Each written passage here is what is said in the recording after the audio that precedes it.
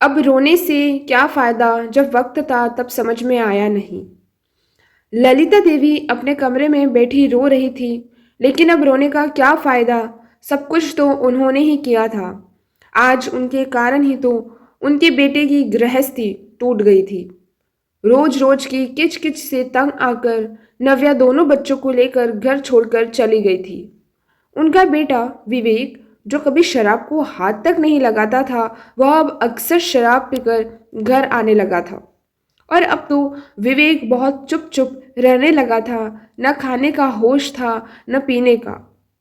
ललिता जी वहाँ पहले से ही कान की कच्ची थी। हर किसी की बातों पर आंखें मूंद कर विश्वास कर लेती थी। उनकी इन्हीं आदतों से उनके पति सोमनाथ जी भी बहुत परेशान रहते थे। वह अक्सर उनको समझाते कि ललिता जी, आप समझदार बनो, हर किसी की बातों में मत आया करो। आजकल के लोगों को दूसरों का सुख नहीं देखा जाता है। वह तो आग लगाकर हाथ सेकते हैं और पीठ पीछे हंसी उड़ाते हैं, और ऐसा करके आप अपना घर बर्बाद कर देंगी। पर ललिता जी, उनको तो कभी कोई असर ही नहीं होता था। वह थोड़े दिनों तक तो ठीक रहती थी, पर फिर आदत तो आदत ही होती है, वह नहीं जाती है और वो अपने ही रास्ते चलने लगती थी। आज उनका सुखी संसार उनकी इन्हीं आदतों से कारण बिगड़ रहा है। विवेक उनका इकलौता बेटा था और एक प्राइवेट कंपनी में मैनेजर था। ललिता जी को अपने बेटे पर बहुत अभिमान भी था।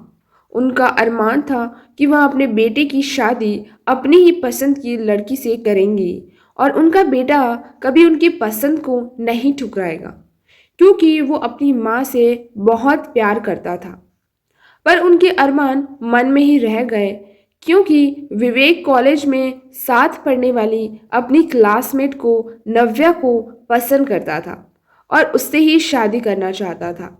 और जब विवेक ने ये बात घर में बताई तो ललिता जी बहुत गुस्सा हुई, लेकिन अपने इकलौते बेटे की जिद के कारण उनको झुकना पड़ा और नव्या उनकी बहू बनकर घर आ गई। नव्या बहुत सुंदर, सलीकेदार, सुशील और समझदार, सुलझे विचारों वाली लड़की थी और वह एक बैंक में जॉब करती थी। उसने घर में आते ही ललिता देवी को छोड़कर परिवार में सबका दिल जीत लिया था।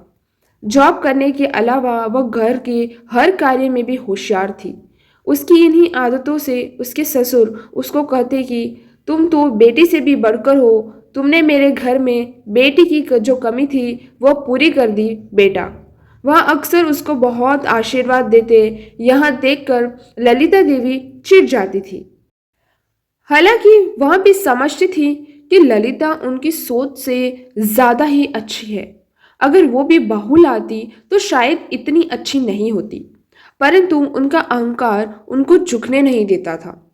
इधर उनकी आस पड़ोसी सहेलियां मंडली, जो कि दोपहर में फ्री समय में मंडली जमाती थी और उनके सुखी परिवार में मन से जलती थी, वह अक्सर उनको भड़काती, अरे ललिता जी, आपकी बहू को देखकर तो लगता है कुछ ज्यादा ही मॉडर्न है। नौकरी करने वाली लड़कियां बहुत शातिर होती हैं। अब आपको देखो, आपने कितनी अच्छी लड़की पसंद की थी, पर आपकी बहू ने विवेक को अपने जाल में फंसा लिया और घर पर कब्जा कर लिया। वह जानती थी कि विवेक इकलौता है, आगे सब कुछ उसके ही हाथों में होगा। धीरे धीरे ललिता जी के मन में नव्या के प्रति नफरत और चीड़ के भाव भरते गए थे। पहले ही नव्या उनको पसंद नहीं थी और अब तो ज्यादा उससे चिढ़ती रहने लगी। उसके हर काम में गलतियां निकालना उनकी आदत बन गई थी। इसी बीच वह दादी भी बन गई थी दो प्यारे बच्चों की, पर उनका नेचर नहीं बदला, बल्कि वक्त के साथ और कठोर होता चला गया। वह किसी न किसी बात को लेकर रोज घर में लड़ाई करने लगती थी नव्या से। सोमनाथ जी और विवेक दोनों ही उनको समझाते, पर वह जिद्दी बच्चे समान हो गई थी। किसी की बात का उन पर कोई असर नहीं पड़ता था। उनको तो नव्या एक आंख ना भाती थी। नव्या भी अब परेशान हो गई थी। नव्या का इसी क्लेश के कारण नेचर बदलने लगा था। वह पहले हर बात सह लेती थी, पर अब जब अति होने लगी तो वह भी जवाब देने लगी और विवेक से अलग घर लेकर रहने को कहने लगी थी। परंतु विवेक उसको कहता कि वह उसको किसी के भरोसे अपने माता पिता को छोड़कर अलग हो सकता है। इस वृद्धावस्था में उसको साथ ही रहना होगा, वह अपनी जिम्मेदारी से मुक्त नहीं हो सकता। नव्या इसी बात को सुनकर चुप हो जाती थी। घर का माहौल खराब होने लगा था। ललिता जी कुछ सुनने समझने को तैयार ही नहीं थी। इसी बीच जब नव्या का प्रमोशन हुआ और बैंक की मेन ब्रांच में ट्रांसफर कर दिया, इसी कारण उसका काम का समय भी बढ़ गया था। वर्कलोड ज्यादा होने के कारण वह अक्सर देर से आने लगी थी। घर में सारे काम के नौकर रख लिए थे, फिर भी वह कोशिश कर बहुत काम करके जाती थी। माँ को और कोई शिकायत का मौका न मिले। अब ललिता जी की सहेलियां उससे देर से आने पर भी उनको कहती, अरे बैंक में तो समय पर छुट्टी होती है, आपका विवेक तो जल्दी आ जाता है, पर बहू ऐसी किस बैंक में जाती है जहाँ इतनी देर तक काम होता है। ये सब सुनकर ललिता देवी विवेक को भी भड़काने लगी थी। विवेक जो रोज रोज की क्लेश से वैसे ही परेशान था, वह अब नव्या पर बेवजह गुस्सा होने लगा था। आखिर दोनों के बीच हर मुद्दे पर लड़ाई होने लगी थी।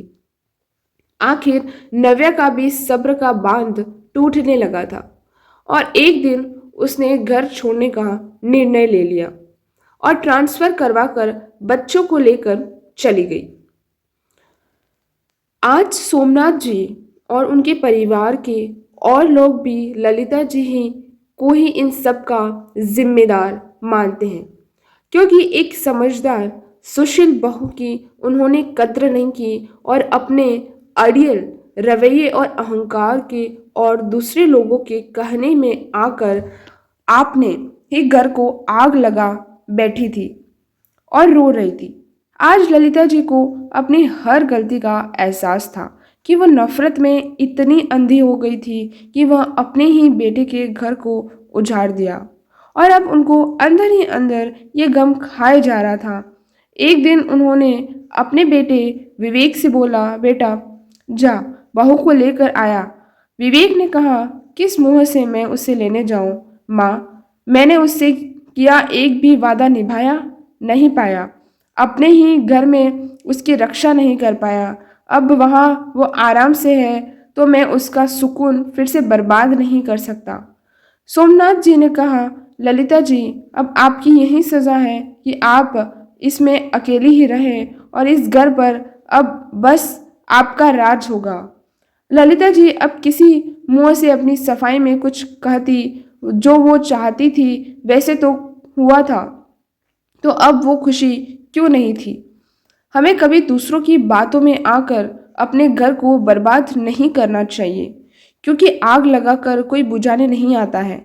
हमें अपनी नफरत में इतना आगे नहीं निकलना चाहिए कि हमें किसी की अच्छाई ही ना दिखे। अगर आप किसी से नफरत करने में इतनी आगे निकल जाते हो कि आपको किसी की खुशी तक नजर नहीं आए, तो एक दिन ऐसा आएगा जब आप अकेले हो जाएंगे और आपके साथ कोई नहीं होगा।